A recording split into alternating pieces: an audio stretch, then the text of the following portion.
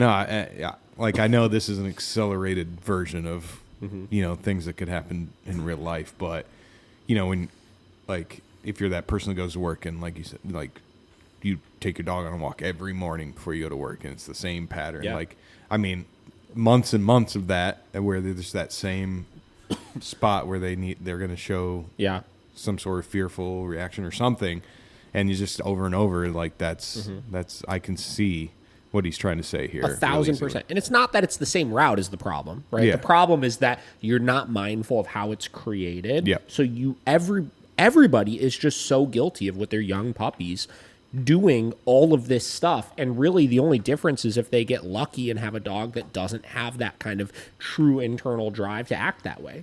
Yeah. Right? Like you get dogs that you could do all the like people trying to approach them on the walk and saying hi to other dogs on leash and, people staring at them and stuff like that. And there are some dogs that without any training, it just won't turn into anything. But there are many that it will, right?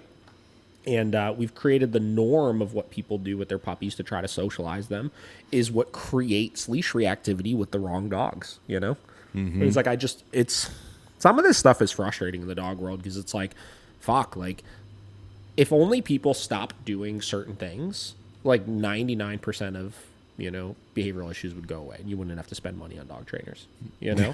But unfortunately, people create the problems. The reason why we see dogs generally come in for training between like a year to like 2 years is because that's about the amount of time it takes to really create the problem. And like, yes, like I don't do like the owner shaming thing or anything like that because I understand it's a knowledge issue, but it's like, yes, it is the human's fault in many cases that these behaviors are created in the first place, right? Yes, part of it is the wrong dog or the bad genetics or whatever it may be, but the things we do as a human and the ignorance that we have towards what creates these problems is what gets them to that point, and then we have to spend the time undoing all of the problems. And I tell everybody, I'm here all day to help people with that. I don't care. Like, I understand it's a knowledge issue, but it's like you wish there was just a way you could change the way that your average owner looks at the things that they should be doing. And that's why we do these fucking podcasts. Yeah. That's why we put out content. That's why we do all these things, is to try to show people like, yo, like if you just didn't do this, things would be way better off.